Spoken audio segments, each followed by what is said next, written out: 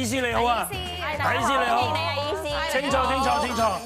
倪醫師，我好怕濕㗎，因為一濕咧個人就好腫㗎，點解嘅？係啦，水往低流啊嘛，咁所以濕咧自然會腫喎，而且咧腰腳以下位置會腫多啲喎。係啦，咁我哋可以見到咧，我哋着開嘅裙啊或者褲咧好似緊咗少少啦，或者我哋小腿咧撳落去咧有啲輕微嘅凹痕咁樣。係啦，有時啲鞋咧都會可能會夾腳啲嘅，咁主要咧就係因為咧濕咧積住喺度啊。但係如果咧我哋話氣唔夠啊，或者咧脾胃比較弱嘅話咧，就會面腫多啲啦。係啦，雙眼皮咧會冇咁深邃啦，係啦，面咧又會脹少少啦，你上鏡咧就會好覺眼咁樣嘅。咁所以咧濕咧真係好多問題嘅。係啊，除咗呢樣嘢之外咧，都會咧好似成身周身骨痛咁樣喎。其實點解又會咁樣嘅咧？嗱，頭先話濕咧，其實咧就係身體有過多嘅水分咧留喺身體裏面喎。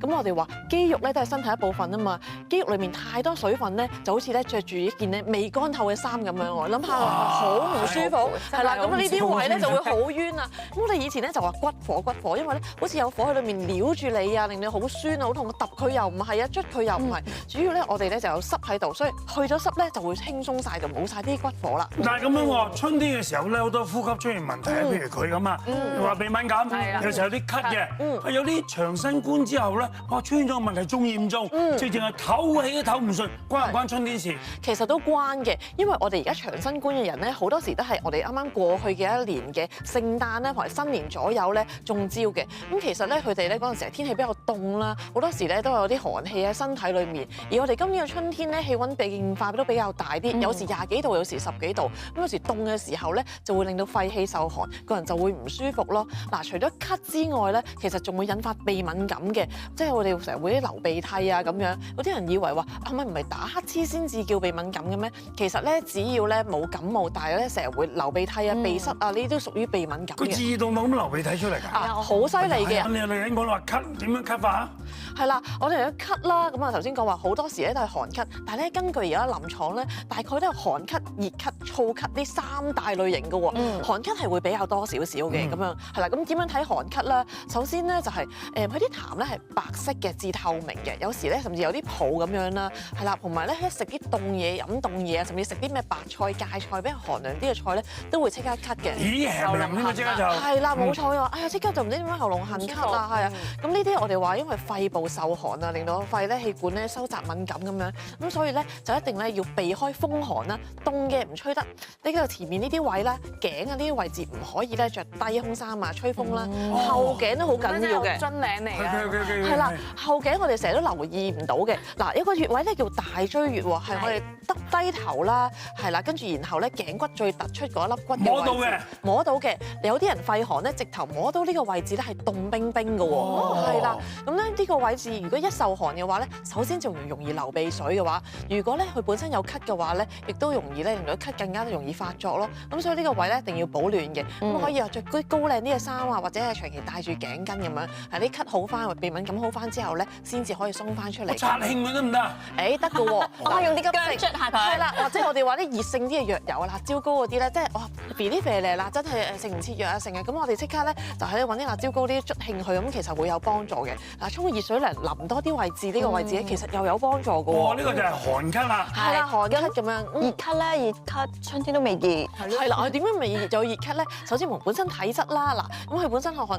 熱氣嘅，成日便秘又少飲水嘅，中意食熱氣嘢，或者係新冠好翻之後咧，即刻就可以係打邊爐啊、BBQ 啊、唔戒口嗰啲，戒口食辣嘢、食薯片咧，咁咧佢就會變成熱咳啦。所以一家人中新冠，有人熱咳，有人寒咳，睇翻本身嘅體質同埋調養，係啊，可以一家人3個唔同㗎咁樣。嗱，我想請教下，嗱，熱咳講完啦，係咪？係啊。燥咳係咩家伙？係啦，燥咳咧就係乾燥嘅燥，係啦，乾燥都會咳嘅喎。諗下我哋秋天乾燥嘅時候都容易咳啦，係啦，燥咳咧個痰咧特點就係黐住喉嚨嘅，係啦，成日好似有嘢撩住喉嚨想清下佢，但係掠出嚟咧得個少少嘅啫。但係你清嘅過程咧就好似好唔舒服咁樣，咁搞到你咧成日想咳，同埋有時喺瞓覺嘅時候咧都會無端喉嚨乾會咳嘅。其實咧就因為可能張口瞓覺或者濕度低，令到氣管燥咗，咁佢咪會咳咯。咁所以咧就要滋潤翻個肺咁樣。算唔算我哋成日話乾咳啊？呢叫做可以咁講。又唔同。係啦，乾咳咧係可以係冇痰嘅，呢個燥咳咧仲麻煩啲，佢有啲成日黐住嘅痰喺度咧，令你生唔死，點好難生出嚟嘅喎。係啊，總之就令你棘住咁嘅，棘住，令你好唔舒服。你又想化痰，但係其實咧你反而應該係潤肺，令到啲痰咧鬆啲，冇咁黐住咧，你反而咧就會唔好用咁容易。咁有冇啲食療可以介紹下咧？食療有啦，咁啊根據頭先咧唔夠氣啦，係啦咳啦同埋濕咧，我哋有3款食療啊。慢慢講，呢個真係要學啦。好啦，冇錯。咁啊，右邊個第一款先。係右邊第一款啦，咁啊補氣嘅，俾唔夠氣有運動需求嘅人食嘅咁樣。叫咩名？呢個咧就叫咧五子無桃補氣湯啦，咁樣。係啦，哇！聽過，補氣啦我聽個名都已經提晒氣啦。係啦 OK， 有啲咩材料？係啦，咁啊首先五子無桃。邊隻係？係啦，咁我哋見到嗰啲啡啡地、橙橙地色咧粗啲嗰個樹枝咧，就係五子無桃啦。係啦，咁點樣揀咧？有椰子香氣嘅話咧，就最正嘅咁樣。配雞飲咧係特別好嘅。咁啊一般都推薦係煲雞咁樣啦。煲黑雞定煲白雞啊？白雞就 O K 啦，咁啊去下皮咧就冇咁油膩，冇咁燥啊，係啦，跟住然後咧隔離黨參啦，黨參正氣補氣嘅，咁效果其實比五子無桃好，咁但係咧容易燥啲，咁個量又唔使咁多啦，咁啊，咁我哋又係要調和嘅，咁所以我哋見到有啲咧炒扁豆啦、慈實同埋淮山嘅。咁呢啲咧都係健脾胃，令到個湯冇咁燥喎。好啦，最尾又係咁多樹枝嘅呢個。係啊，係啦，冇錯，啦，係啦。另外啲咧就最淺色黃色嘅樹枝咧係牛大力喎。係啦，牛大力我哋強筋骨有去濕嘅，春天飲咧最好，尤其是中意跑步啊、行山啊、踩單車啲需要耐力性嘅運動嘅話咧，咁其實咧飲下牛大力咧對身體好嘅。要煲幾耐啊？哦，呢個湯咧我一般咧就大火煲30分鐘啦，咁然後咧中火45分鐘咧去到1個鐘，其實都已經出晒味㗎啦。唔夠㗎啦。夠啦，唔好太老火。咩人士唔飲得？感冒嘅時候千祈唔飲，係啦，因為咧補得嚟咧令到個感冒咧困住咗喺裏面啊，散唔到咁樣，感冒拖好耐啦。好翻先至去再補。係啦，隔離呢一款咧就係枇杷葉潤肺止咳湯啦，適合咧燥咳啦同埋熱咳嘅人飲用嘅。咁我哋見到咧碎分分樹葉呢啲咧就係枇杷葉，咁記得咧用紗布袋包好嚟煎喎。如果唔係咧，佢啲絨毛咧走出去湯水嗰度咧，就會咧反而容易令人咳咁樣嘅。係啦，咁我哋見到咧又會啲霸王花啦，霸王花咧其實潤肺嘅喎，一煲出嚟咧有少少滑滑潺潺嘅感覺咁樣嘅，係啦，令到肺潤啲啦，咁嗰啲熱啊或者痰咧就會少啲。咁我哋沙參玉竹咧都係常用嘅潤肺嘅藥材啦，咁樣。咁我哋見到有啲吉緊啊，真係隔離係淺淺地黃色樹枝呢個，又係樹枝。係啦，冇錯，唔好落太多啊，唔好太貪咗話吉緊好化痰喎，因為咧太多佢會上氣嘅，令到咧喉嚨容易痕，好似有啲氣向上攻咁樣，係啦，反而會痕，唔多得嘅，咁要跟翻個用量咁樣，係啦，唔好貪心話多淡啊，我落多啲咁就唔好嘅。咁仲有南北杏咧，南杏潤肺，北杏就降氣，咁南北杏咧就可以令個肺咧舒服啲，冇咁容易咳啦。用咩煲？係啦，呢個瘦肉就 O K 啦。哦，煲幾耐？呢個咧嗱，可以咧大火30分鐘，中火咧45分鐘左右就 O K 㗎啦。日日飲？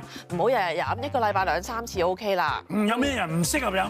寒咳。係啦，即係嗰啲咧咳出嚟啲痰咧，好稀、好白、好透明呢啲咧，再飲咗落去就領嘢啦。就犀利啦，係啦，越嚟越寒啦。大家女孩子最怕嘅濕氣啦，我哋見到好多痘喎咁樣，呢個咧係去濕湯水嚟嘅。我哋咧赤小豆、黑豆咧去濕素湯喎，冇肉嘅，特別咧容易去濕多啲咁樣。係啦，咁我哋話咧赤小豆就去水多啲小便咁樣，咁啊去咗啲水。黑豆咧補腎利水。